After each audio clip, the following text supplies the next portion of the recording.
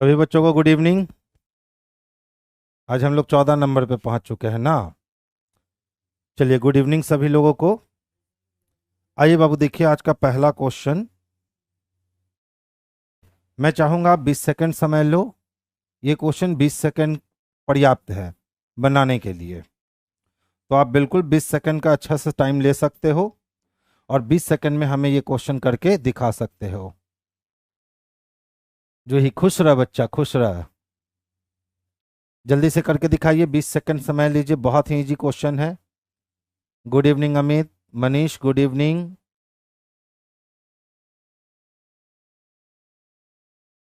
किसी से जवाब नहीं आ रहा। देख तो इजी तो क्वेश्चन था। 3 को 4 से गुना कर दिया तो 3 चौको कितने हो गए, 12 हो गए। और 12 को फिर 2 से गुना किया तो 12 दूना 24 हो गए। लो आ गया। अब कहता है सर ऐसा रिलेशन किस में मिलेगा।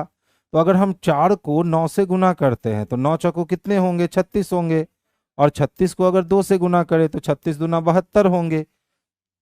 ये लीजिए ऑप्शन नंबर यही आंसर हो गए। तो जब ऑप्शन नंबर ये आंसर हो गए, आगे जाने की जरूरत नहीं है।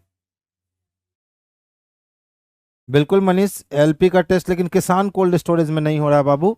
अब किसान कोल्ड स्टोरेज है ना, वो मंडे से ओपन होगी। अच्छा देख लो, ऐसा तो हम बता चुके हैं कि जब भी ऐसा प्रश्न आए तो थोड़ा सा दिमाग खर्च करना है, उसको बनाने नहीं लग जाना है। तो थोड़ा सा अगर दिमाग खर्च करोगे तो दिखेगा कि सर ये वाली जो आकृति है ना बीच में, वो ऐसी बननी है। तो ये वाला डिजाइन कैंसिल हो गया, ये वाला डिजाइन कैंसिल हो गया। बस यही दोनों डिजाइन बचे हुए हैं। अब देख लो, जब दो फिगर इधर है तो दो फिगर इधर आएगा, दो फिगर इधर और दो फिगर इधर आएगा। अब ऐसी स्थिति में अगर हम ध्यान से देखें तो देखो ये बीच में दे रखा है, इसके बीच में, तो ये सी नंबर कैंसिल हो गया। यानी इकलौता बचा कौन, तो ऑप्शन नंबर डी इसके लिए परफेक्ट आंसर हो गया। यानी बनाने की जरूरत नहीं है। मनीष कुमार जी बाबू, आप या तो बाजार समिति वाले ब्रांच पे जाकर आप एलपी का टेस्ट दे सकते हो। उसकी टाइमिंग्स दोपहर में 11 से 12 है।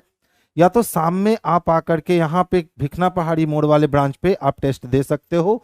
उसकी टाइमिंग बाबू शाम को 7 बजे से शाम के 8 बजे तक चलता है। तो जो भी टाइम आपको सुटेबल होता है आप उस टाइम में आकर के टेस्ट दे सकते हो। और बाकी मंडे से फिर जो है ना वो स्टार्ट हो जाएगा। तो एक ही टेस्ट है, मंडे से फिर किसान कोल्ड स्टोरेज स्टार्ट हो जाएंगे।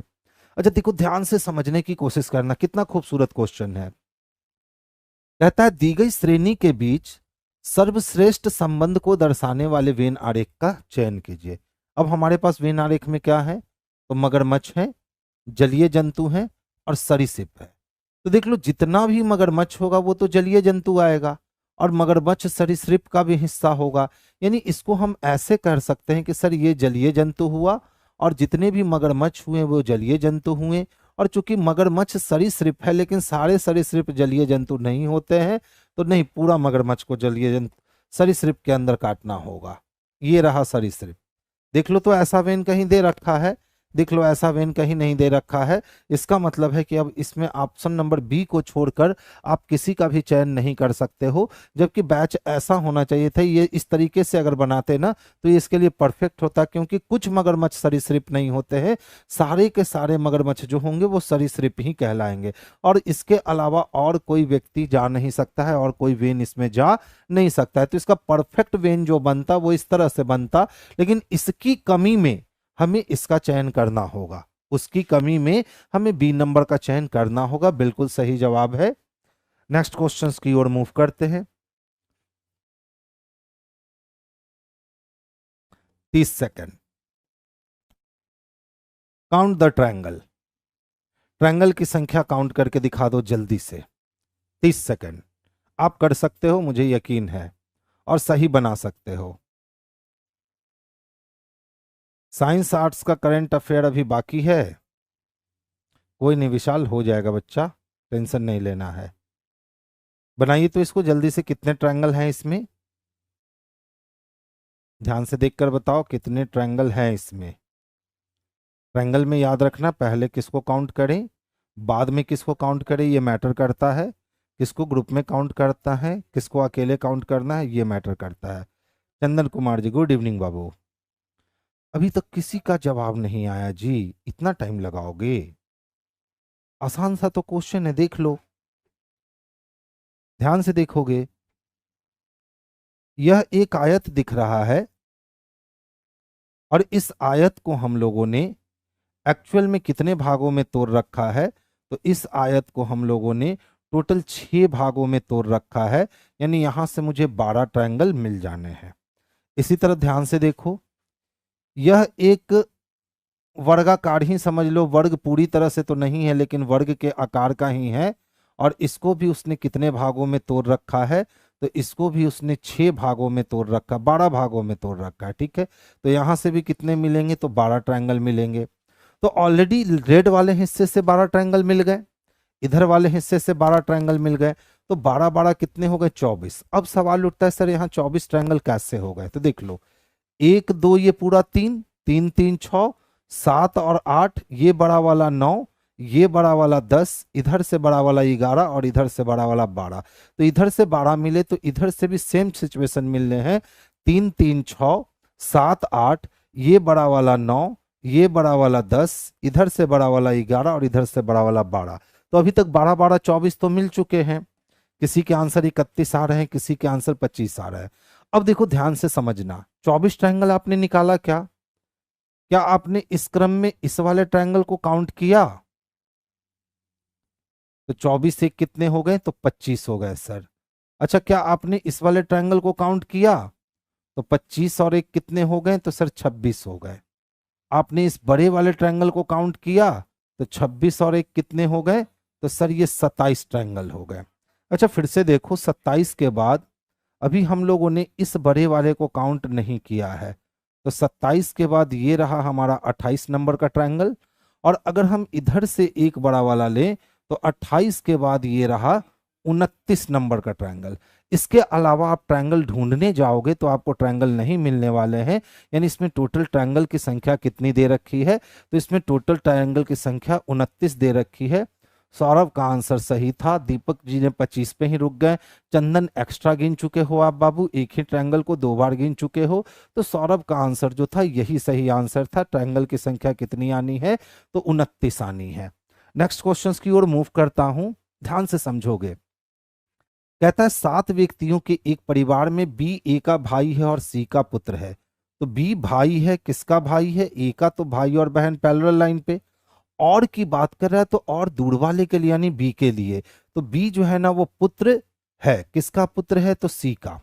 अब कहता है डी सी का दामाद है, और डी जो है वो सी का दामाद है, यानी कि सी की कोई पुत्री होगी और उसका कोई पति होगा जिसको हम लोग सी का दामाद कहेंगे। अब कहता है और सी के 2 पोते पोतियां हैं, तो सी के कितने पोते पोतियां हैं, तो 2 पोते पोतियां हैं, ई और एफ। तो सी के 2 पोते पोतियां हैं, ई और एफ। कौन ए मेल होगा कौन फीमेल होगा नहीं कह सकते हैं। ए एफ की माँ है। अब देखो ए एफ की माँ है, तो ए जब एफ की माँ है, इसका मतलब ये तो तय हो गया कि एफ को किसके नीचे आना पड़ेगा, तो एफ को ए के नीचे आना पड़ेगा। और एफ जी की भतीजी है, एफ किसकी भतीजी है, जी की भतीजी है। तो अब जी की भतीजी होने के लिए जी का या तो भाई हो, उसकी बेटी एफ हो, 2 कंडीशन हो सकते हैं। ई जी का पुत्र है, और ई किसका पुत्र है, जी का। अब देख लो, ई जब जी का पुत्र है तो जी के पुत्र किसको बनाएंगे, ई को। अभी तक इसका चांस नहीं बना है। यदि सी के 2 बच्चे हैं, अब लोग बता दिया सी के 2 बच्चे हैं, तो एक बी हो गया और एक हो गई, तो ए फीमेल, यानी जी को हम यहां रख सकते हैं, बी की पत्नी बना सकते हैं, और इसके नीचे ई को ला सकते हैं। चलो आंसर हो गए। ई का डी से क्या संबंध है, अब देखो तो सी का दामाद डी था ना, इसका मतलब डी कहाँ आ चुका है, यहाँ आ चुका है और मेल हो चुका है। अब ई का रिलेशन पूछ रहा है, किसका रिलेशन, ई का। किससे पूछ रहा है, तो डी से पूछ रहा है। किससे पूछ रहा है, डी से।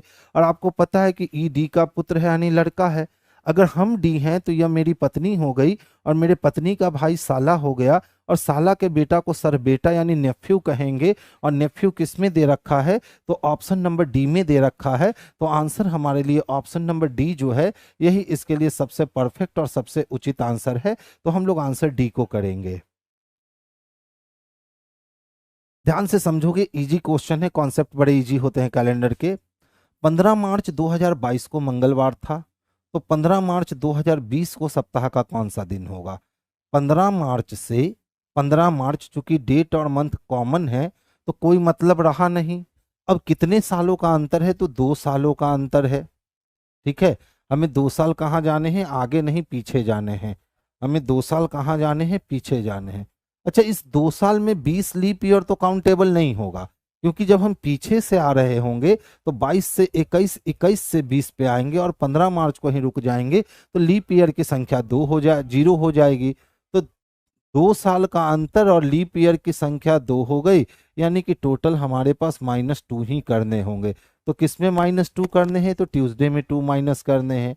जब ट्यूसडे में 2 माइनस करोगे तो संडे हो जाएंगे, और संडे किस में दे रखा है, तो ऑप्शन नंबर ए में दे रखा है। तो आंसर हमारे लिए ऑप्शन नंबर ए हो जाएगा। चंदन कुमार जी, 6 का डी नहीं होगा बच्चा, 6 का आंसर क्या हो जाएगा, तो ए हो जाएगा। ठीक है, अब देख लो टुकड़े टुकड़े में बनाते हैं। अगर हम 15 मार्च 2022 की बात कर रहा है कि ट्यूसडे है, यदि हम 15 मार्च और 2021 तक आएंगे तो एक दिन की कमी होकर के ये मंडे हो जाएगा। और फिर से यदि हम 15 मार्च और 2020 तक आएंगे तो फिर से एक दिन की कमी होकर के संडे हो जाएगा।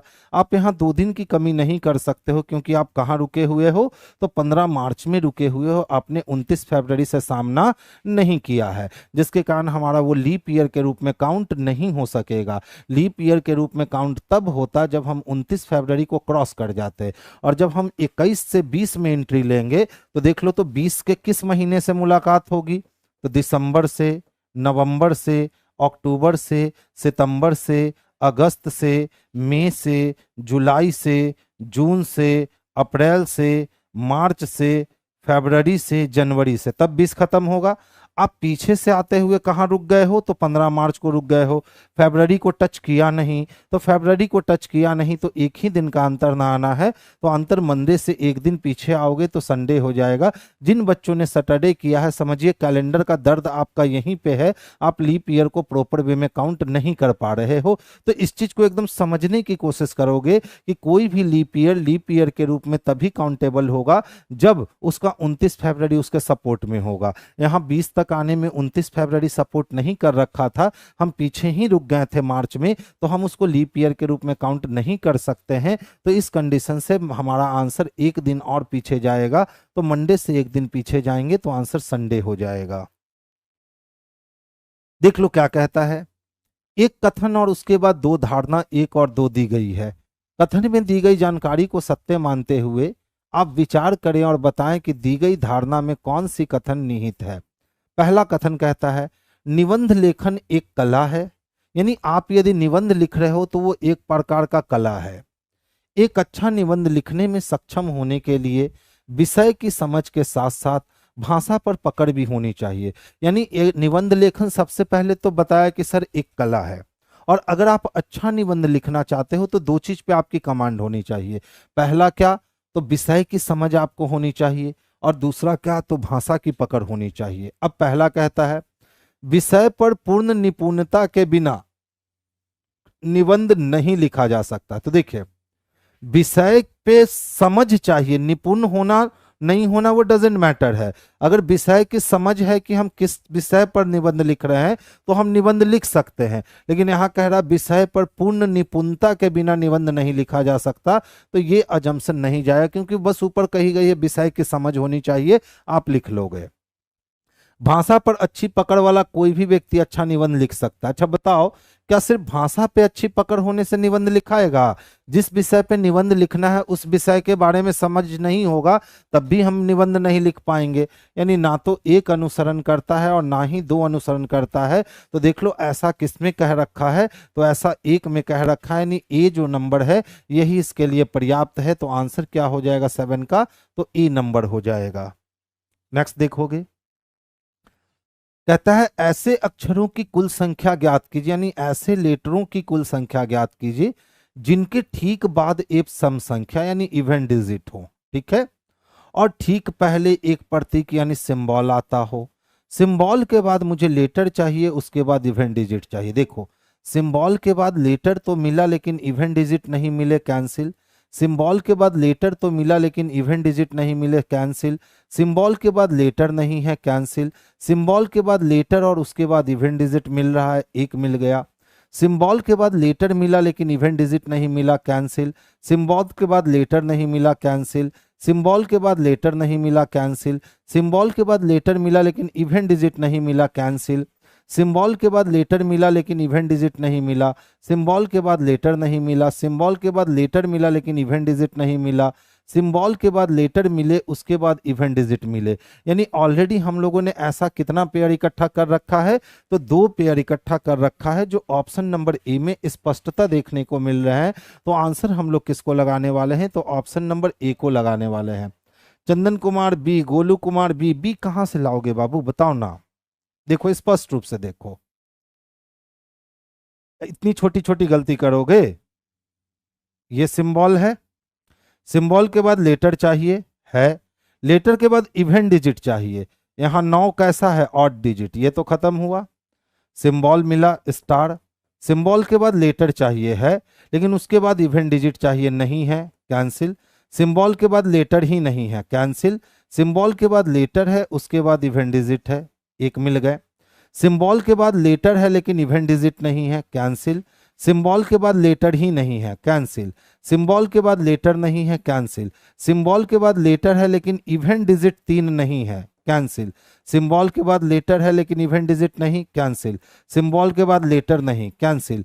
सिंबल के बाद लेटर है लेकिन इवन डिजिट नहीं, कैंसिल। सिंबल के बाद लेटर है और लेटर के बाद इवन डिजिट है, यानी एक आपको यहां मिले। तो ऑलरेडी कितने मिल रहे हैं, तो मात्र 2 मिल रहे हैं। अब 3 कहां से खोज ले रहे हो।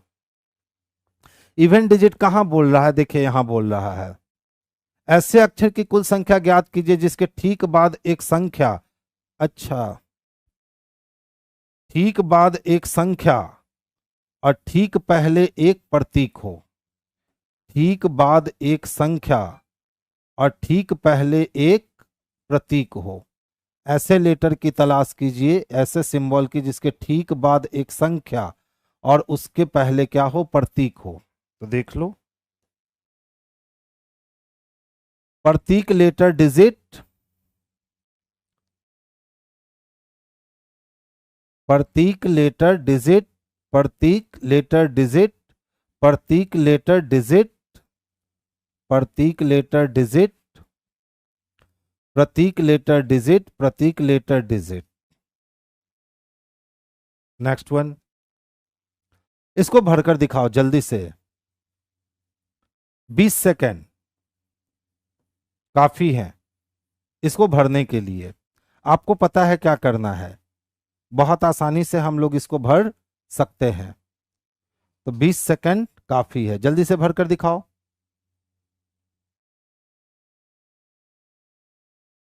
अतुल प्रजापति जी ने कहा सर बी होगा। चलिए, बहुत फास्ट रिएक्शन है, ध्यान से देखो बाबू। GTQN दे रखा है, ठीक है।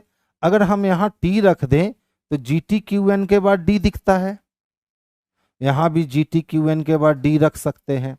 यहां GTQN A दिख रहा है, तो GTQN A मिला और यहां GTQN D मिला, यानी तय है कि अब एक बार B और एक बार C मिलेगा। तो GTQN B, GTQN C, बाहर निकल कर क्या आए, तो TN GQ BC T, यही निकल के बाहर आ गए। अब देख लो किसमें दे रखा है, TN नहीं, TNG QB CT, option number C दे रखा है। तो आंसर क्या हो जाएगा हमारा, तो ऑप्शन नंबर सी हो जाएगा। बहुत बढ़िया। अच्छा, पहले का आंसर था बी, ठीक है, हाँ ऐसे भी इसका आंसर क्या आ गया है, तो सी आ गया है।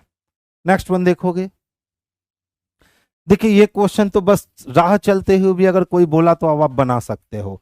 इतनी बार प्रैक्टिस करवा चुका हूं ऐसे क्वेश्चनों का कि राह चलते हुए आप सुन करके बना सकते हो। देख लो क्या पूछ रहा है, अभी वो किस दिशा की ओर मुख करके खड़ा है, यानी वो किस दिशा में देख रहा है। तो कुछ नहीं करना है, एकदम आसानी से चल देना है। पूरब की ओर चेहरा करके खड़ा है, वो 135 डिग्री एंटी क्लॉक घूमने के बाद 90 डिग्री फिर से एंटी क्लॉक मुड़ा और 45 डिग्री फिर से वो क्लॉकवाइज मुड़ा। तो देख लो ये 45 डिग्री क्लॉकवाइज से इसके 45 डिग्री क्लॉकवाइज को काट दोगे तो 90 degree anti clock, 90 degree anti clock, यानी 180 डिग्री एंटी क्लॉक। और 180 डिग्री एंटी क्लॉक का मतलब हो गया जस्ट अपोजिट, तो पूरब का अपोजिट क्या हो जाएगा, तो पूरब का अपोजिट पश्चिम हो जाएगा, यानी ऑप्शन नंबर सी इसके लिए आंसर हो जाएंगे। अब इसके लिए आप यदि इतना टाइम खर्च करते हो कि पेन को उठाते हो और पेन को उठाकर पहले ऐसे सिंबल बनाते हो और कहते हो सर पूरब की ओर डायरेक्शन में फेस था, उसके बाद वो एंटी क्लॉकवाइज 135 डिग्री मूव करता है, फिर से उसी दिशा में एंटी क्लॉकवाइज 90 डिग्री मूव करता है और फिर से क्लॉकवाइज 45 डिग्री मूव करता है, यानी अभी वो सर वेस्ट में जा रहा है। अगर आप इस क्वेश्चंस के लिए इतना काम करते हो तो समझ लो कि फिर मजा नहीं आने वाला है। इस टाइप के क्वेश्चंस को बनाने का एकदम सीधा सीधा मतलब है कि आप डायरेक्ट उसके क्लॉकवाइज और एंटी क्लॉकवाइज गेम को नस्तो नाबूद कर दो, आप क्वेश्चंस को आराम से बना सकते हो। देखिए ध्यान से समझोगे, अच्छा प्रश्न है। 11 विद्यार्थियों की एक कक्षा थी, यानी टोटल नंबर ऑफ स्टूडेंट कितने थे, तो मात्र 11 थे। प्रत्येक विद्यार्थी ने अलग अलग अंक प्राप्त किए हैं। भी का स्थान नीचे से छठवां है जबकि डी का स्थान ऊपर से चौथा है। तो बताइए नीचे से 6 कुर्सी और ऊपर से 4 कुर्सी, 10 कुर्सी का खेला खत्म, एक कुर्सी बीच में बैठा है। ऊपर से देखे जाने पर टी का स्थान भी और डी के स्थान के मध्य में है। इसका मतलब ऊपर से जो टी होगा वो सातवां, नीचे से सातवां होगा और ऊपर से पांचवां होगा। पूछता है नीचे से टी का स्थान क्या है, तो नीचे से टी का स्थान छठा नहीं सातवां है। तो आंसर क्या लगा लेंगे, तो ऑप्शन नंबर डी लगा लेंगे। ऐसे क्वेश्चंस को कोशिश करो कि वहीं से पढ़ते पढ़ते ही आप क्रिएट कर लो। देख लो टोटल नंबर ऑफ स्टूडेंट की संख्या 11। अब कहता है भी का स्थान सर नीचे से छठवां है, तो भी का स्थान तक पहुंचने के लिए नीचे से 6 चेयर कैंसिल। अब डी का स्थान ऊपर से चौथा है, तो डी के चेयर तक पहुंचने के लिए ऊपर से 4 स्थान कैंसिल। अब देख लो टोटल हमारे पास 11 चेयर थे और 6 और 4 10 खत्म हो गए, तो एक जो बच गया वो 11वां चेयर इन दोनों के बीच में बैठ गया। और इसी पे कौन बैठा हुआ है, तो टी बैठा हुआ है। अब कहता है टी का नीचे से स्थान कौन सा है, तो भी तक जाने में जब स्थान 6 हुआ तो टी तक जाने में 6 से 1 ज्यादा यानी 7 होगा। और 7 किस पे दे रखा है, तो डी पे दे रखा है। तो आंसर नंबर डी इसके लिए जो है ना वो परफेक्ट और प्रॉपर आंसर के रूप में आएगा। नेक्स्ट वन देखोगे, देखिए कहता है 9:25 हो रहे हों तो 12 घंटे वाली घड़ी में मिनट की सुई और घंटे की सुई के बीच बनने वाला कोण लगभग कितना होगा। 9:25 की बात कर रहा है, तो 9 को अगर मिनट के रूप में चेंज करेंगे तो ये 45 मिनट हो जाएंगे और 25 मिनट से 45 मिनट जाने में टोटल 20 मिनट लग जाएंगे। 1 मिनट बराबर 6 डिग्री होता है, तो 20 मिनट बराबर 20 छक 120 डिग्री हो जाएंगे। और हम जानते हैं कि मिनट हैंड से आवर हैंड की ओर जाने पर मिनट का आधा इसमें जुड़ जाता है, यानी 25 का आधा 12.5 इसमें जुट जाएंगे, यानी जो रियल कोण बनने वाले हैं वो 132 डिग्री के कोण बनने वाले हैं। अब उसने लगभग की जब बात करी है तो 132 के आसपास का कोण पकड़ोगे, तो 132 के आसपास का कोण पकड़ोगे तो ये ऑप्शन नंबर डी में दे रखा है, यानी 130 डिग्री का कोण बनने वाला है। तो आंसर हम लोग डी को लगाने वाले हैं। नेक्स्ट वन देखो, 8 व्यक्ति हैं P Q R S T U V और डब्ल्यू रात्रि भोज के लिए एक वर्गाकार मेज के चारों ओर इस प्रकार बैठे हैं। तो एक वर्गाकार आप मेज बना लो। इस वर्गाकार मेज पे क्या कहता है कि 4 व्यक्ति कोने पर और 4 व्यक्ति भुजाओं के मध्य में बैठे हैं, यानी 4 व्यक्ति का स्थान आप कॉर्नर पे रख लो और 4 व्यक्ति का स्थान आप भुजा के मध्य में रख लो। अब कहता है कि उन सभी का मुख वर्ग के केंद्र की ओर है, यानी काम आसान हो गए।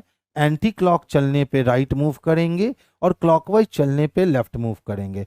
अब कहता है एस यू के बाईं ओर ठीक बगल में बैठा है, तो एस कहाँ बैठा है, तो यू के बाईं ओर, जहां भी यू बैठेगा उसके बाईं ओर ठीक बगल में एस। बोलोगे सर इसको आपने रखा क्यों, तो यू का पोजीशन नहीं पता है कि वो बीच में रखने वाला है या वो कॉर्नर में रखने वाला है, इसीलिए हमने बाहर रख लिया। फिर कहता है यू टी के बाईं ओर ठीक बगल में, और यू जो है ना बच्चा वो टी के बाईं ओर ठीक बगल में। अब कहता है टी किसी एक भुजा के मध्य में बैठा। देखो अब टी किसी एक भुजा के मध्य में बैठा तो इसके बाएं में यू आएगा और यू के बाएं में एस हो जाएगा। तीन लोगों का व्यवस्था हो गया। आगे चलिए, आर यू के दाईं ओर तीसरे स्थान पे, तो यू तो सेंटर को देखेगा तो इसके दायां पहला, दूसरा और तीसरा पोजीशन किसके लिए? आर के लिए। फिर कहता है पी भी और आर दोनों के बगल में है, तो पी किसके किसके बगल में है? तो भी और आर, तो एक गैप करके भी को रख नहीं सकते, तो एक गैप करके भी को हमने यहां रखा, तो पी जो है ना वो भी और आर दोनों के बीच में आ गया। अब फिर कहता है डब्ल्यू टी के बगल में नहीं है। डब्ल्यू किसके बगल में नहीं है? तो टी के बगल में नहीं है, तो डब्ल्यू के लिए ये पोजीशन होगा। अब देख लो एक और बचे हुए हैं, तो पी क्यू, क्यू बचा हुआ है, क्यू को यहाँ मेंशन करोगे और आपके अरेंजमेंट जो है वो पूर्णतः क्या हो जाएंगे? कंप्लीट हो जाएंगे। प्रश्न क्या पूछे गए हैं? निम्नलिखित में से कौन किसी एक कोने पर बैठा है? तो देखो एस मिडिल में बैठा है, आर भी मिडिल में बैठा है, भी मिडिल में बैठा है। इकलौता क्यों ही ऐसा शख्स है जो कहाँ बैठा है? तो कॉर्नर में बैठा है। तो हम लोग 13 नंबर क्वेश्चंस के लिए आंसर क्या लगाने वाले हैं? तो सी लगाने वाले हैं। देखो एक ही पासे को 1 2 3 4 दफा घुमाकर दिखाया। पूछता है सर काला लिखे हुए फलक के विपरीत पे कौन सा रंग होगा? तो ध्यान से समझिएगा, काला यहां दिख रहा है क्या? और काला यहां भी दिख रहा है। अच्छा बताओ, दोनों में जब काला दिख रहा है तो बस एक ही एलिमेंट ब्लैक कॉमन है, और जानते हैं हम कि दो डाइस को कंपेयर करने पर जब एक एलिमेंट कॉमन हो जाए तो उसका अपोजिट वो होगा जो इन दोनों जगहों पे नहीं दिख रहा है। तो देखो ब्लू दिख रहा है, पिंक दिख रहा है, ऑरेंज नहीं दिख रहा है, पर्पल नहीं दिख रहा है। तो अब सवाल उठता है कि सर ऑरेंज को लगाओगे कि पर्पल को लगाओगे? यहां दो आंसर आए, तो अब दो कॉमन को ढूंढते हैं। तो ध्यान से देखिएगा, अगर इस दोनों को आप मिला दोगे तो ब्लू और येलो मिलेंगे, ब्लू और येलो मिलेंगे। तो ब्लू येलो जब कॉमन हो गए, इसका मतलब ब्लैक का अपोजिट ऑरेंज हो गया। तो इस कंडीशन में हम लोग ऑप्शन नंबर सी को लगाएंगे। अच्छा देखिए, तो अगर हम यहां से मिलाने की कोशिश करते तो कितने मिलते? तो एक भी नहीं मिलते इन दोनों में। अगर यहां से मिलाने की कोशिश करते तो एक भी नहीं मिलते। इसका मतलब इसका सही आंसर क्या है? तो सी है, यानी नारंगी रंग को हम लोग आंसर लगा सकते हैं। बहुत बढ़िया। नेक्स्ट वन देखोगे, 30 सेकंड का समय लो, आप इस क्वेश्चन को सॉल्व करके दिखाओ। अच्छा वाला क्वेश्चन है।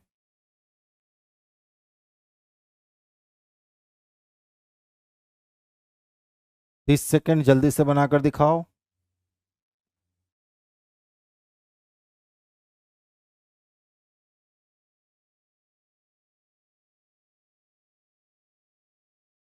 बहुत आसानी से बनने वाला क्वेश्चन है, आप बना सकते हो।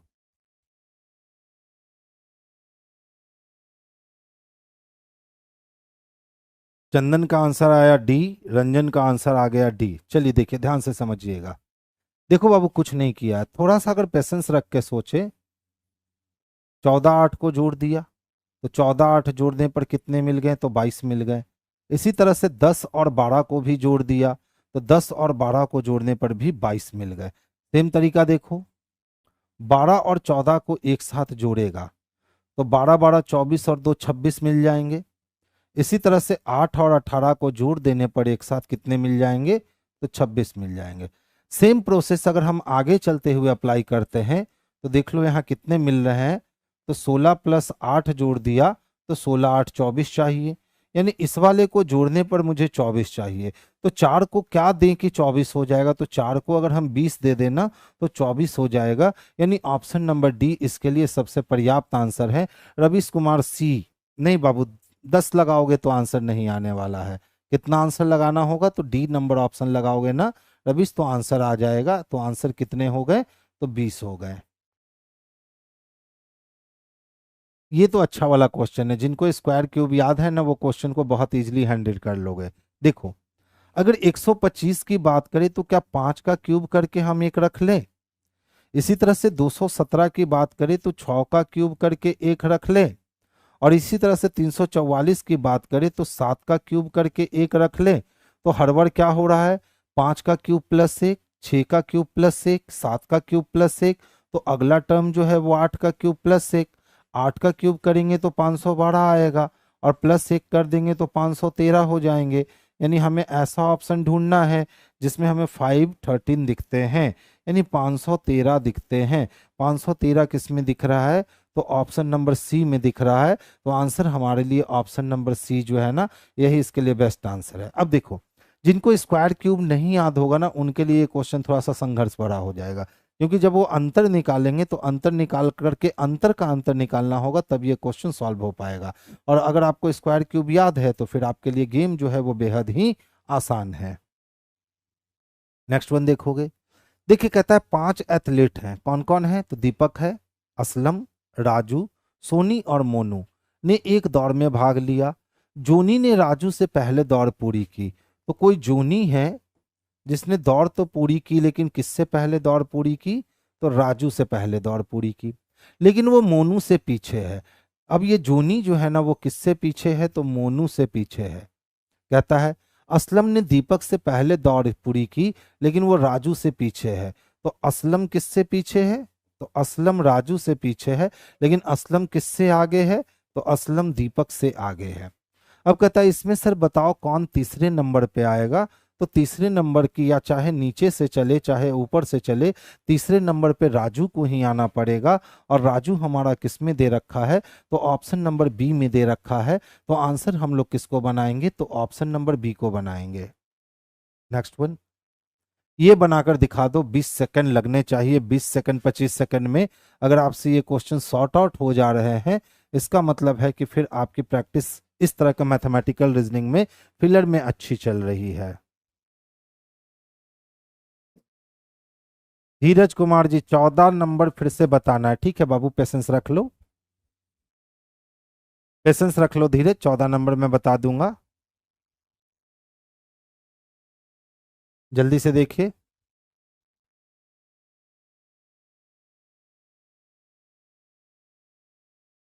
चंदन का आंसर फिर से पहले आया है जी, रंजन का भी आंसर आ गया है, डी होगा, बहुत बढ़िया। देखिए ध्यान से समझिएगा, ये देख लो, एक पे अगर क्यूब चढ़ा दें 1 मिलेगा, फिर देख लो 2 पे क्यूब चढ़ा दें तो 8 मिलेगा, फिर देख लो 3 पे क्यूब चढ़ा दें तो 27 मिलेगा। तो अब क्या करने हैं कि 4 पे हमें क्यूब चढ़ा देने हैं, और 4 पे क्यूब चढ़ाएंगे तो 64 मिलेगा। 64 किस में है, तो ऑप्शन नंबर डी में है। 64 किस में है, तो ऑप्शन नंबर डी में है। जल्दी से बता दो कौन से असंगत है, 14 नंबर बताना है ना, पेशेंस रखिएगा, जल्दी से बता दो तो कौन से ऑप्शन जो है आकृति जो है वो अलग दे रखी है। कहता है विकल्प में 4 आकृतियों के नाम दिए गए हैं, ए बी सी डी ई, ठीक है। अच्छा, कुल 5 आकृतियां हो गई ए बी सी डी ई, जिसमें से बाकी सभी से असंगत है, यानी ऑड मैन आउट हम लोग को फाइंड करने हैं कि सर कौन सी आकृति जो है ना वो बिल्कुल डिफरेंट है। मुझे तो आंसर मिल गए, 19 का है, चंदन का जवाब फिर से सबसे पहले आया। देख लो बाबू, 2 सर्किल अंदर था तो 2 सर्किल बाहर था, 1 सर्किल अंदर था तो 1 सर्किल बाहर था, 2 सर्किल अंदर थे तो 2 ही सर्किल बाहर थे, 4 सर्किल अंदर थे तो 4 ही सर्किल बाहर भी थे। यानी अंदर उपस्थित सर्किल की संख्या और बाहर उपस्थित सर्किल की संख्या एक समान है।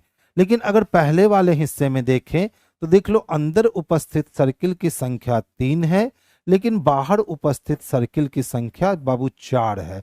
तो अदर से डिफरेंट कौन है, तो अंदर का सर्किल बाहर का सर्किल सब में समान था, लेकिन आकृति नंबर 1 की अगर बात करें तो अंदर 3 और बाहर 4 थे। यानी ऑप्शन नंबर ए जो है ना, यही अदर से डिफरेंट है। तो आंसर हम लोग किसको लगाएंगे, तो ऑप्शन नंबर ए को लगाएंगे।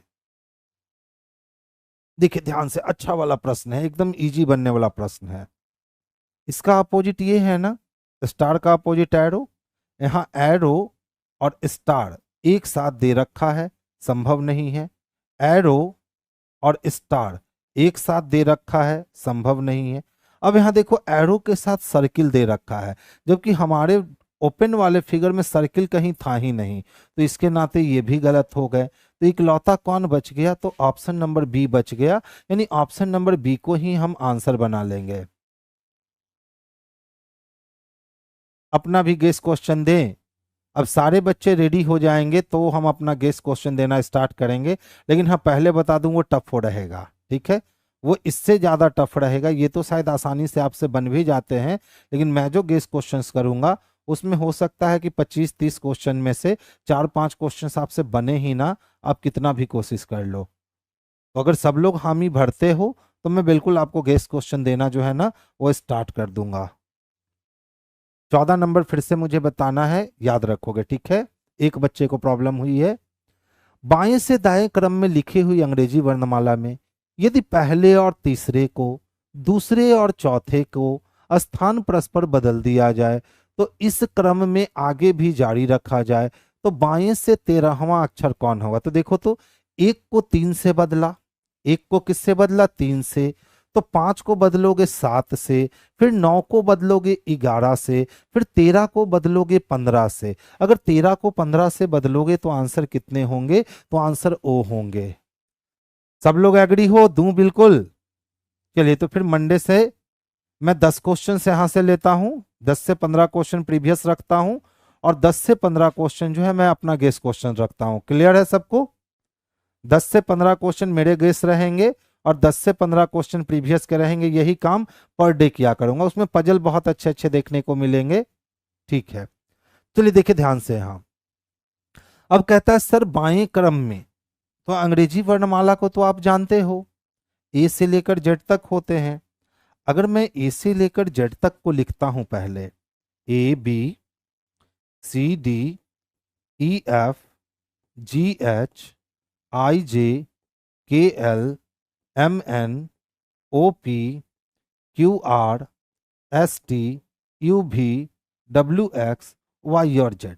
अब उसने कहा सर पहले को तीसरे से बदल दो, तो पहले को तीसरे से बदलेंगे तो ये व्यवस्था होगी, फिर दूसरे को चौथे से बदल दो तो ये व्यवस्था होगी। अब ऐसे ही आगे बढ़ेंगे तो पांचवें को हम किससे बदल चुके होंगे? 7वें से, और छठे को हम बदल चुके होंगे 8वें से, इसी तरह 9वें को बदल चुके होंगे 11 से, और 10 को बदल चुके होंगे 12 से, इसी तरह से 13 को हम बदल चुके होंगे किससे? 15 से, और 14 को हम बदल चुके होंगे 16 से, और आगे भी यही क्रम ऐसे जारी रखोगे। तो अब 13वां अक्षर के पास जब पहुंचोगे तो पहुंचना था एम के पास, पहुंच जाओगे ओ के पास। तो क्या आपके पास एग्जामिनेशन में इतने समय होंगे?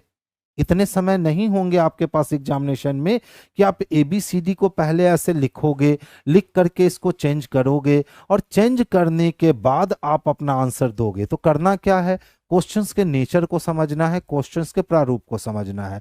जब हम लोगों ने क्वेश्चंस के नेचर को समझा तो पाया सर पहला तीसरा बदला है, तो इसी तरह 1-3 जब बदल रहा है तो 5-7 भी बदला होगा, 5-7 के बाद 9-11 भी बदला होगा, और 13-15 भी बदला होगा। तो 13 के जगह 15 और 15 के जगह 13 आएंगे, तो 15 किस में है? तो सी में है। तो ऑप्शन नंबर सी को आंसर कर लेंगे, जो बड़ा आसानी से हम लोग जवाब दे सकते हैं। देखो, रोगी जाएगा कहाँ? सर्जन के पास, और सर्जन उसकी क्या कर देगा? तो सर्जरी कर देगा। रोगी पहुंचा सर्जन के पास तो सर्जन ने क्या कर दिया? उसकी सर्जरी कर दिया। तो इसी प्रकार सब्जी जाएगा रसोइया के पास तो रसोइया पका देगा। चौक जाएगा अध्यापक के पास तो अध्यापक पढ़ाएगा ना, विद्यार्थी नहीं। कपड़ा जाएगा दर्जी के पास तो वो क्या कर देगा? सिलाई कर देगा। और मिट्टी जाएगा कुम्हार के पास तो वो क्या कर देगा? मट्टी का बर्तन बना देगा। अब कहता है हमसे कि जिसमें दिए गए शब्दों के बीच वही संबंध नहीं है, तो वो संबंध किसमें नहीं है? तो बी में नहीं है, क्योंकि चौक अगर शिक्षक के पास जाएगा तो वो पढ़ाएगा, बोर्ड पे क्या करेगा? लिखेगा, विद्यार्थी नहीं। बाकी सब्जी रसोइये के पास जाएगा तो वो उसका खाना बना देगा। कपड़ा अगर दर्जी को देकर आओगे तो उसकी सिलाई कर देगा, और मिट्टी अगर कुम्हार को दे दोगे तो वो मिट्टी का बर्तन बना देगा। लेकिन चौक अध्यापक को दोगे तो वो विद्यार्थी नहीं बनाएगा, वो उससे लिखेगा। वही पूछ रहा था कौन संबंध नहीं है, शब्दों के बीच वही संबंध नहीं है। तो ऑप्शन नंबर बी में वह संबंध नहीं दिया गया है, तो आंसर हमारा ऑप्शन नंबर बी हो जाएगा। आगे चले, चलिए देखिए ध्यान से, ये अच्छा वाला क्वेश्चन है, आप समय लो बिल्कुल। मैं आपको 20 सेकंड से 30 सेकंड का ड्यूरेशन देता हूं, और मैं चाहता हूं कि ये क्वेश्चंस आप अभी के अभी फिर से सॉल्व करके हमें दिखा दो जल्दी से। 14 का संबंध 203 से है, इसी प्रकार 16 का संबंध 264 से है। तो सेम टर्म एंड कंडीशन के साथ वो चाहता है कि सर 18 का संबंध किससे होगा, आप ये बता दो।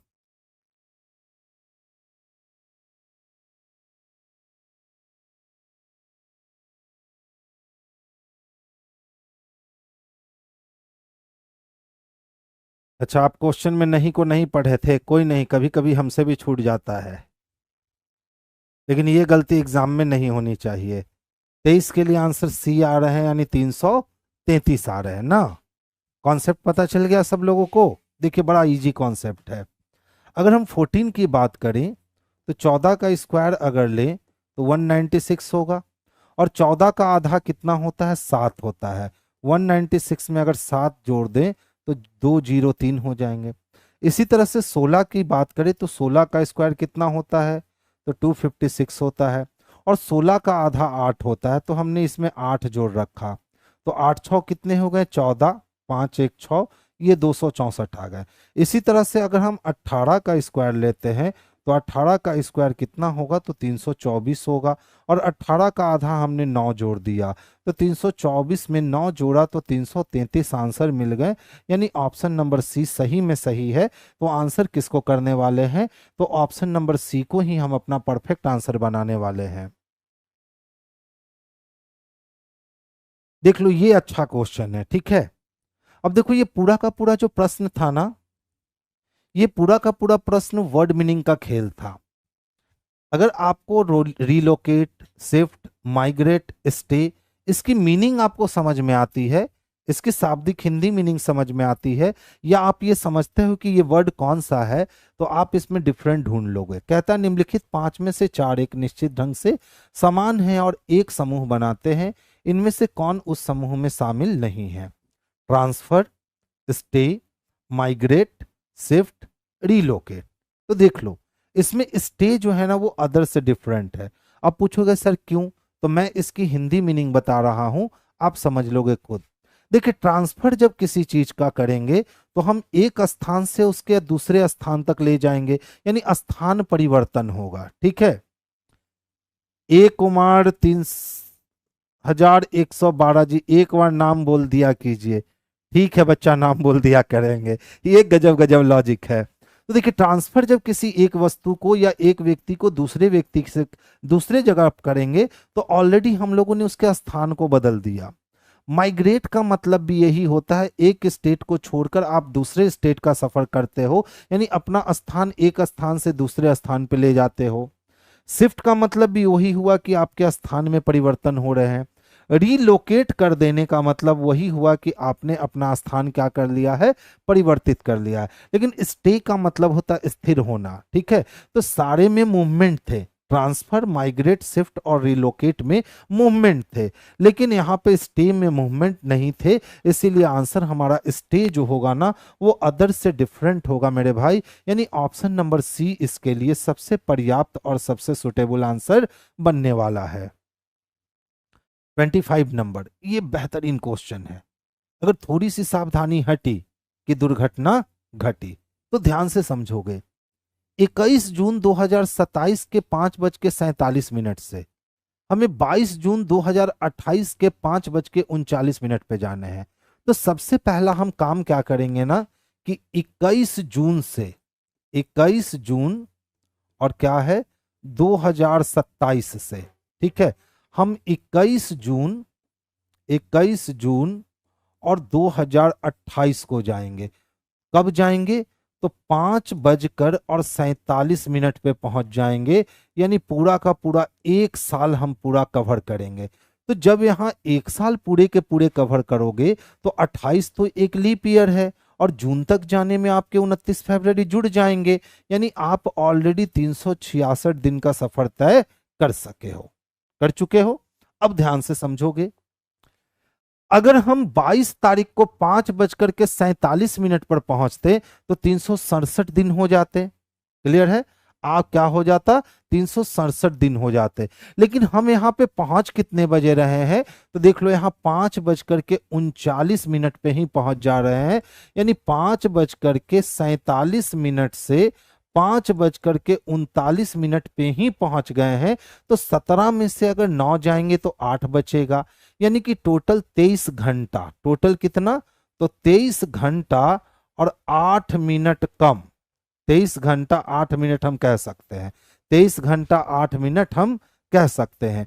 तो देखो, तो 23 घंटा 8 मिनट कम, तो 8 मिनट कम कहने का मतलब हो गया कि 24 घंटा में से 8 मिनट कम, तो 23 घंटा और कितने मिनट? तो 52 मिनट हो जाएंगे। इसका मतलब 366 दिन 23 घंटा और 52 मिनट। 366 दिन, ठीक है, 23 घंटा और कितने? 52 मिनट। इतना समय की समय अवधि बीच में आएगी। तो देखो, तो कहाँ है? 366 दिन 23 घंटे और 52 मिनट, यानी ऑप्शन नंबर ए इसके लिए सबसे बेस्ट और सबसे सुटेबल आंसर है। ठीक है सर, आप प्लीज कंटिन्यू रहिएगा, हमसे बहुत उम्मीद है। बाबू, एग्जाम के समय तो आ गए हैं, तो मैं कंटिन्यू ही रहूंगा, इसके लिए आप टेंशन फ्री रहो। आप धीरे धीरे बच्चे जब जान जाओगे तो यहाँ लाइफ बढ़ जाएगी, मुझे यकीन है, मुझे उम्मीद है। और नहीं तो फिर आपकी जब रिजल्ट आएगी ना, तो ये लाइफ तो बढ़ ही जाएगी। ठीक है, तो कुछ भी हो, हर स्थिति में मैं क्या रहूंगा? तो कंटिन्यू रहूंगा, आप उसके लिए टेंशन फ्री रहो। देखिए, कहता है किसी दामाद को यह याद है कि उसकी सास का जन्मदिन 20 अगस्त से पहले निश्चित रूप से आता है। यानी 20 अगस्त से जब पहले आता है बाबू, तो बहुत सारे डेट बन सकते हैं। जबकि उसकी पत्नी को याद है कि उसकी मां का जन्मदिन निश्चित रूप से 18 अगस्त के बाद आता है, तो 18 अगस्त के बाद आता है। तो 20 अगस्त को नहीं, 20 अगस्त से पहले। और पत्नी लड़ रही है कि ना, हमको याद है कि मम्मी का जन्मदिन 18 अगस्त को बाद आया है। तो एगो को 20 से पहले याद है और एगो को 18 के बाद याद है, यानी दोनों के नज़र में कॉमन क्या है जी? तो 19 अगस्त दोनों के नज़र में कॉमन है। तो आंसर हो गया कि उस व्यक्ति की सास का जो जन्मदिन था ना, वो 19 अगस्त को था। 19 अगस्त को था। 21 जुलाई से 22 जुलाई बोल रहा है श्री राम जी, आपने ध्यान नहीं दिया बाबू, ध्यान से देखिए। 21 जून से 22 जून बोल रहा है, तो वही तो हमने काम किया ना। 21 जून से 21 जून तक ही आ गए तो 366 दिन आ गए, क्योंकि लीप ईयर हुआ।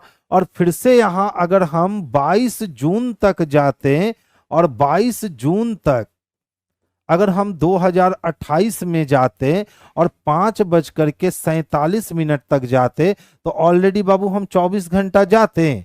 लेकिन 22 जून को हम 47 तक नहीं गए हैं, हम 5:39 पे ही हम रुक गए हैं। इसका मतलब हम 8 मिनट पहले रुक गए हैं, और 8 मिनट पहले रुक गए हैं, इसका मतलब 23 घंटा 52 मिनट ही चले हैं। वो दिन पूरा नहीं कर पाए। तो वो दिन पूरा जब नहीं कर पाए, इसीलिए 366 दिन नहीं हो सका, 67 दिन नहीं हो सका। अगर वो दिन हम पूरा कर लेते ना 5:47 तक, तब 367 दिन पूरे के पूरे हो जाते। इसीलिए हमने आंसर क्या दिया? 366 दिन 23 घंटे और 52 मिनट। क्लियर है? चलिए आगे की ओर रुक कर रहे हैं, ध्यान से देखोगे।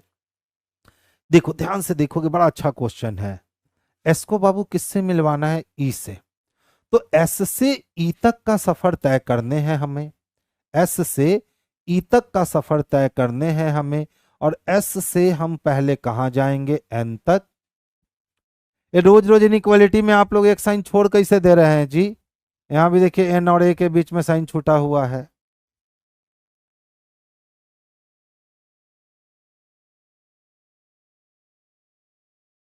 ठीक है, देख लो यहाँ n और a के बीच में साइन जो है वो छूटे हुए हैं। अगर यहाँ हम ग्रेटर का साइन डाले तो रिलेशन चेंज होगा, ग्रेटर इक्वल डाले तो रिलेशन चेंज होगा, लेसर का साइन डाले तो रिलेशन चेंज होगा, लेसर इक्वल का साइन डाले तो रिलेशन चेंज होगा। यानी वहां पे एक साइन जो है ना वो मिस हो गया है, जिसकी कमी के कारण हम इस क्वेश्चन को सॉर्ट आउट करने में सक्षम नहीं हो पाएंगे, क्योंकि रियल साइन के अनुसार वो आंसर लगेगा ही नहीं। ठीक है, नेक्स्ट वन देखोगे, कहता है नीले हरे नारंगी लाल और भूरे रंग के 5 ट्रक ABCDE हैं, लेकिन उनका इसी क्रम में होना कोई जरूरी नहीं है। वे 5 अलग अलग राजमार्ग अर्थात H2, H1, H3, H4 और H5 पर चल रहे हैं, उनका भी इसी क्रम में होना अनिवार्य नहीं है। 5 रंग, 5 ट्रक, 5 राजमार्ग, टाइप 1 का पजल। 5 ट्रक, 5 रंग, 5 राजमार्ग। सबसे पहला स्टेप, एक सर्किल खींचेंगे, सर्किल में 5 लोगों की व्यवस्था करेंगे और सर्किल के अंदर एक सर्किल और क्रिएट करेंगे। अब जो जो ट्रक हैं उनके नाम लिख लो, A है, B है, C है, D है और E है। अब जो है वो अंदर और जो नहीं है वो बाहर, बस आपको इतना काम करना है। अच्छा, लास्ट में 2 नंबर भी बता देंगे, ठीक है बाबू, 2 नंबर भी बता देंगे। अब देखो क्या कहता है, ए H4 पर है और नीले या भूरे रंग का नहीं है, तो ए किस 4 पे है, तो H4 पे चल रहा है, लेकिन किस रंग का नहीं हो सकता है, तो नीला रंग या भूरा रंग का नहीं हो सकता है, काट लो बाहर लिख के। बी हरे रंग का है और H3 या H5 पर नहीं चल रहा है, तो बी का रंग क्या है, तो हरा है, लेकिन बी कहाँ नहीं चल रहा है, तो H3 और H5 पे ये नहीं चल रहा है। सी नीले रंग का है और H1 पे नहीं चल रहा है, तो सी का रंग कैसा है, तो नीला है और ये कहाँ नहीं चल रहा है, तो H1 पे ये नहीं चल रहा है। आगे चलिए, डी H1 पर चल रहा है, डी कहाँ चल रहा है, तो H1 पर चल रहा है और नारंगी या भूरा रंग का नहीं है, तो डी ना तो नारंगी रंग का है और ना ही किस रंग का है, तो भूरे रंग का है, काट लीजिए। आगे चलिए, ई H5 या H2 पे नहीं चल रहा है, तो ई ना तो H5 पे चल रहा है और ना ही H2 पे चल रहा है। ई किस राजमार्ग पे चल रहा है, यानी हमें सिर्फ अंदर वाले को ही भरना है।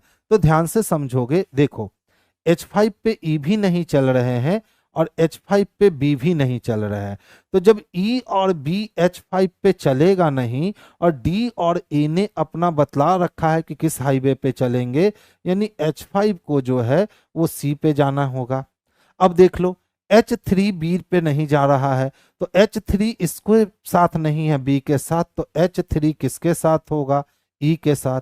और H2 E के पास नहीं है, तो H2 किसके पास होगा, तो B के पास। अब वहीं अगर हम कलर की बात करें तो देख लो, A को भी भूरा ट्रक नहीं पसंद है, डी को भी भूरा ट्रक नहीं पसंद है, हरा और नीला बता चुका है, तो अब ई के पास कैसा आएगा, तो ई के पास भूरे रंग का ट्रक आएगा। डी को नारंगी नहीं पसंद है, तो ए के पास नारंगी रंग का ट्रक होगा, और ए को नीला नहीं पसंद है, तो डी के पास नीला रंग का ट्रक होगा, और हमारी व्यवस्था बन चुकी है। अब देख लो क्वेश्चन क्या पूछता है, ई किस राजमार्ग पे चल रहा है, तो बाबू ई H3 पे चल रहा है, और H3 किस में दे रखा है, तो ऑप्शन नंबर सी में दे रखा है, तो आंसर हम लोग ऑप्शन नंबर सी को कर लेंगे। ये 28 क्वेश्चन ही आज थे, तो आज का लास्ट क्वेश्चन था। अब क्वेश्चन नंबर 2 और क्वेश्चन नंबर 14 की ओर चलते हैं, कि एक बच्चे को क्वेश्चन नंबर 14 में दिक्कत आई और एक बच्चे को क्वेश्चन नंबर 2 में दिक्कत आई। अब चलिए हम लोग सामना करते हैं दिक्कत क्यों आई उनको, ठीक है। देखिए बाबू, कुछ नहीं था, एकदम आसान सा काम था, ध्यान से देखोगे।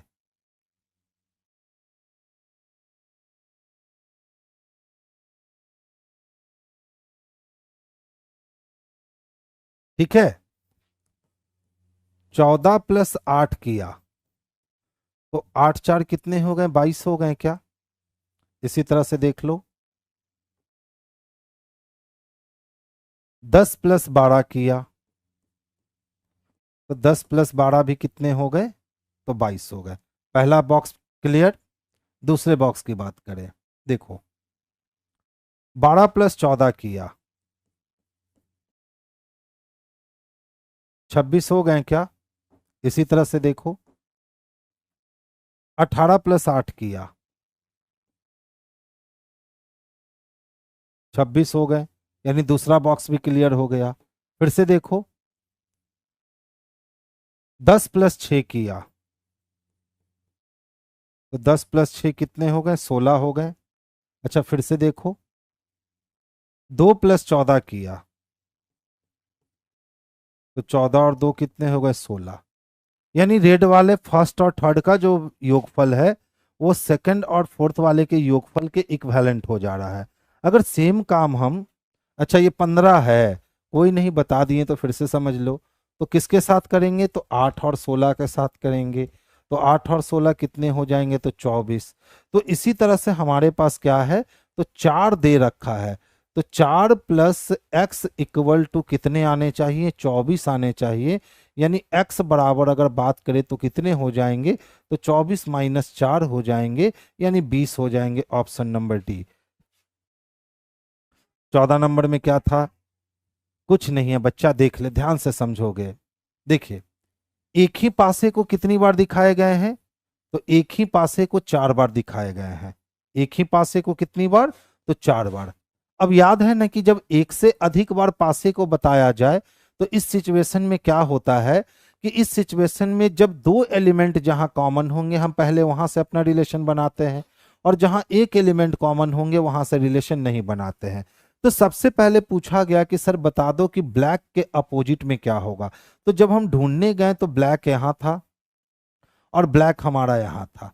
अगर इस दोनों को कंपेयर करने पर बस एक ही एलिमेंट कॉमन मिल रहे थे, वो क्या? तो ब्लैक येलो और ब्लैक येलो। तो यहां से ब्लू का अपोजिट कौन हो जाएगा? तो पिंक हो जाएगा। ब्लैक का अपोजिट पिंक और ब्लू नहीं होगा, तो ब्लैक के बगल में ब्लू और पिंक है, तो ब्लू और पिंक हो नहीं सकता, तो इसीलिए पिंक यहां कट गए और ब्लू यहां कट गए। चलिए अब देखिए, अब अगर इस वाले को हम इसके साथ कनेक्ट करते हैं तो कितने एलिमेंट कॉमन दिखेंगे? तो देख लो, यहां भी येलो ब्लू है और यहां भी येलो ब्लू है। तो हम कह सकते हैं कि सर दो दो एलिमेंट जो है ना वो कॉमन है। और रूल क्या कहता है कि जब दो पासे को कंपेयर कर रहे हो और इस स्थिति में अगर दो दो एलिमेंट आपको कॉमन दिख जाएं तो जो भी सिंगल सिंगल वाले एलिमेंट होंगे वो एक दूसरे के अपोजिट होंगे, है ना? तो देखिए, तो एक दूसरे का अपोजिट कौन है? तो ब्लैक और ऑरेंज है। तो इसी तरह से ब्लैक का अपोजिट क्या निकाला हमने? ऑरेंज निकाला, यानी ऑप्शन नंबर सी निकाल लिया। बिल्कुल आसानी से हम लोग कर सकते थे, ठीक है। अच्छा, और किस में प्रॉब्लम था? तो क्वेश्चन नंबर 2 में प्रॉब्लम थे ना। चलिए देख लेते हैं, क्वेश्चन नंबर 2 की बात करें तो क्वेश्चन नंबर भैया 2 कहाँ गए हो? आ जाओ क्वेश्चन नंबर 2। हाँ, देखिए कुछ नहीं था। इस टाइप के जो क्वेश्चंस होते हैं ना, जैसे जैसे आपने पेपर को बंद किया है, अब बस वैसे वैसे पेपर को खोल लेना, इतना ही इसका काम होता है। तो देखो, तो सबसे पहले आपने पेपर को यहाँ ऊपर, तो सबसे पहले इस पेपर को आप नीचे खोलोगे, और नीचे जब खोलोगे तो पेपर इस रूप में दिखेगी। तो ये वाली लाइन जो स्ट्रेट है, ये वाली लाइन यहाँ स्ट्रेट आएगी क्या? और ये दो सर्किल जो यहाँ बने हुए हैं, तो फिर ये दो सर्किल आपके यहाँ बन जाएंगे क्या? बोलो, बन जाएंगे। अब फिर आपने पेपर को कहाँ किया है? तो आपने डाउनवर्ड फोल्ड किया है, तो आप इसको अपवर्ड खोलोगे। तो जब इस पेपर को ज्यों ही आप अपवर्ड खोलने जाओगे तो ये वाली रेखा इस तरह से बनेगी, यानी पूरा स्क्वायर बनेगा। और ये दो जो डॉट हैं, ये दो डॉट आपके यहाँ दिखने वाले हैं, और ये नीचे वाले दो डॉट जो हैं वो आपके यहाँ दिखने वाले हैं। तो देखो, ये तो पूरा स्क्वायर का रूप ले रहा है ना, इसीलिए हमने इस वाले फिगर को काट दिया था। ऐसी आकृति बीच में कभी नहीं बन सकती। अब ध्यान से देख लो, ये वाली आकृति भी बीच में नहीं बन सकती। तो बच गए मेरे पास ये दोनों, सही है। लेकिन देख लो, कभी भी इसके मिडिल में, कभी भी इसके मिडिल में सर्किल नहीं आया है। आया है क्या? और यहाँ पे देख लो, इसके मिडिल में सर्किल दे रखा है। इसका मतलब ये भी वाली बात कैंसिल हो गई। तो भाई मेरे, जब सारी बात कैंसिल हो गई तो ऑप्शन नंबर डी ही जो है ना इसके लिए सबसे बेस्ट और सबसे परफेक्ट आंसर बनने वाला है। अभिजीत मन्ना जी, हाँ बाबू, क्या रिप्लाई करना है बता दीजिए।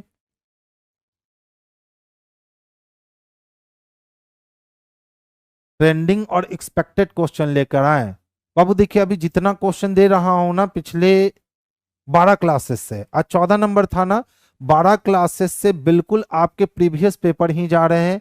कुछ क्वेश्चन एनटीपीसी से उठाए गए हैं, कुछ क्वेश्चन ग्रुप डी से उठाए गए हैं, कुछ क्वेश्चन एएलपी से उठाए गए हैं। लेकिन अब मैं जो मंडे से करने वाला हूं, तो आपके 15 से 20 क्वेश्चन मैं कोशिश करूंगा कि प्रीवियस से उठा लूं, जिससे प्रीवियस पे भी आपके कमांड बनते रहेंगे। और वो प्रीवियस से जो उठाने वाला हूं ना, वो यहां से उठाने वाला हूं।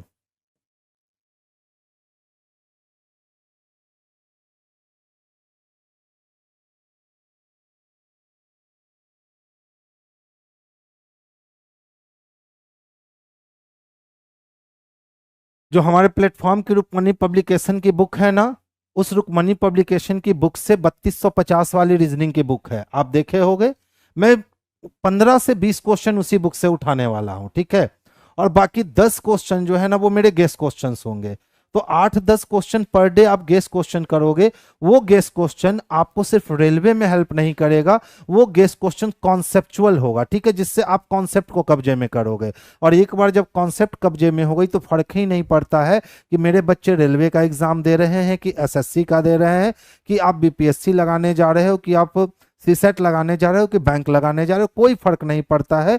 तो बिल्कुल मैं क्या करूंगा कि अपना 8 से 10 जो है ना, वो परफेक्ट क्वेश्चन डालूंगा, जिससे आप अपने लॉजिक को स्ट्रांग कर सको, अपने कॉन्सेप्ट को स्ट्रांग कर सको, ठीक है।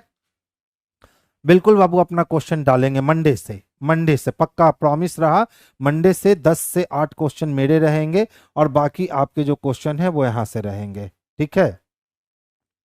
तो चलिए आज की सभा हम लोग यहीं बर्खास्त करें क्या? फिर से कल हमारी मुलाकात होगी। लेकिन भाई आप लोग से बड़ा शिकायत है, जो भी वीडियो बाद में देखते हो उनसे बड़ा शिकायत है, आप लोग यार कम से कम कंटिन्यू लाइव में रहा करो, हमारी भी मनोबल जो है वो बढ़ती है। आप लोग बिल्कुल किसी दिन अच्छे रहते हो, किसी दिन बिल्कुल गुम हो जाते हो। आज बारिश हो रही थी, फिर भी मैं आया कि भैया क्लास आपकी मिस नहीं होनी चाहिए, और आप लोग देख लो बारिश का मजा ले रहे हो, गुम हो। ऐसे ना किया करो। चलिए आज की सभा हम लोग यहीं बर्खास्त करते हैं, कल फिर से मुलाकात होगी सेम टाइम पे। Good night, sweet dream.